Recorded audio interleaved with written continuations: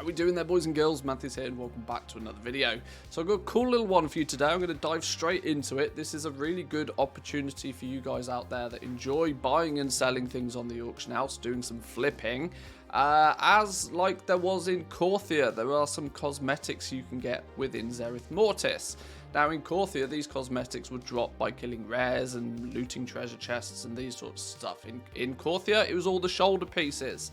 In Zereth Mortis, though, there's a bunch of capes. Now, these, I was not aware of these. We stumbled across these on stream the other day.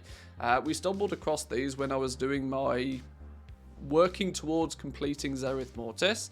I'm trying to collect and do all of the things in Zereth Mortis. And I got to the point where I started paying a little bit of attention to what comes from the Paragon caches, the new faction, the Enlightened. Just like every reputation in Shadowlands and for the past expansions, once you hit Exalted, that is not the end of your journey. You can continue grinding reputation with the factions, earn the Paragon chests, and in many cases there is some cool little bonuses in these. In the past, it's pretty much always been mounts. Mounts are the things that people are going to strive towards. This time though, there is a mount. It's a schematic for a mount, so you know it's keeping within the Zereth Mortis theme. But there's also these capes. There's a bunch of capes. These are all cosmetic, and the cool thing for us goblins out there is they're all bind on equip. So we did a little bit of research into these. We dug through some details, tried to find out a little bit more about them, and it appears they're incredibly rare. Now, of course, they're going to be incredibly rare at the moment because, I mean, there were plenty of you out there that I would imagine probably haven't even hit Exalted yet. I imagine the average player probably hit Revered because that's when you unlocked the second legendary. And then they were like, you know what, I'm done here. This rep grind in Zereth Mortis is far too aggressive for my liking. And they took a step back and, you know, went about their merry way. But if you do strive forward and you do hit Exalted and you do grind out that extra 10,000 reputation, when you open your Enlightened Broker supplies, there is the chance of one of these capes. Are they worth anything though? This is the question. We did, like I said, we did a bit of research. This is the Wowhead page for them. What I will actually do for you boys and girls is if you want to import these into your TSM, I'll leave in the description down below and I'll try and remember to pin it as a comment, the import code for these. So you can just import these capes straight into your TSM settings. But let's take a look at some of them. So they're not particularly beautiful. They're not particularly attractive, but the collectors out there will want them, and they're somewhat rare. This means that they're going to have a good amount of value to them, and as it stands at the moment, there really isn't that many of them.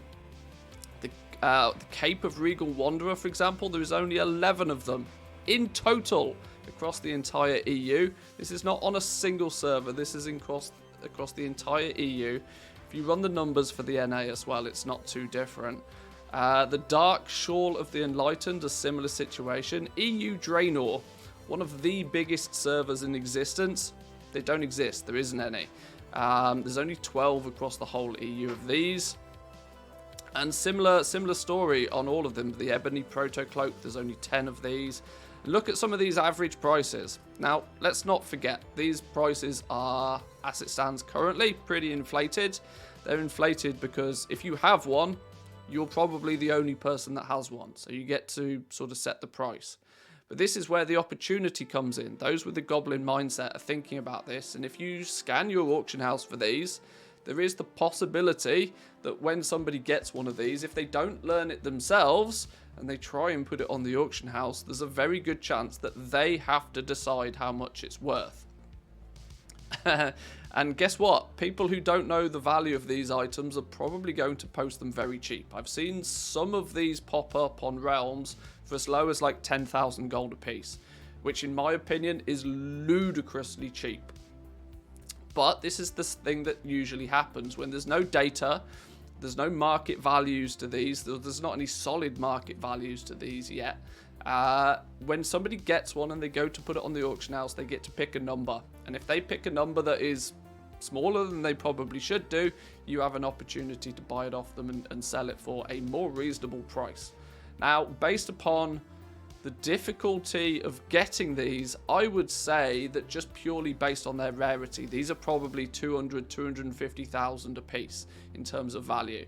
Because let's think about what you actually have to do to get one. You have to have got yourself to Exalted. You have to then continue to play Zereth Mortis and grind Reputation to get Paragon chests. And then even if you get one, there is still 6 different ones that you could potentially get. There's a 1 in 6 chance that you're going to get each one in its first place. So if you actually want to collect all of these, the chances of you being able to do that yourself solo, nearly impossible.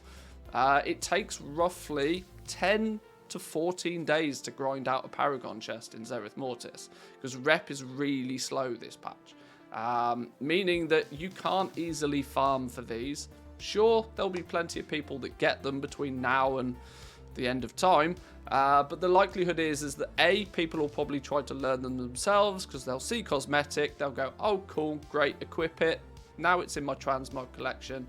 There'll be a lot of people that won't even realise these are bind on equip and won't even realise you can potentially sell them. But there's not a single one at the moment where there's a lot of them available. The biggest server in the entire EU, there just isn't any. This goes to show that on one of the largest realms, the second they appear, people are picking them up. I mean, arguably, there's a Sandtails Drape on Draenor for 100k right now. I should probably log on to the auction house and buy that. So I reckon I could probably double, if not triple, my money on that eventually. Now, of course, you can't really farm these, so if you don't have lots of gold to buy them when you see them cheap, then it might be a slight problem. But I thought I'd bring this to your attention, as it's a cool little thing to at the very least keep your eyes on. So I'll leave that with you today, boys and girls. Like I said, once again, the import code for these is down the bottom. You can import these into a group in TSM if you wish. I have just very simply, I just have a cosmetics group in TSM. Throw them all in there.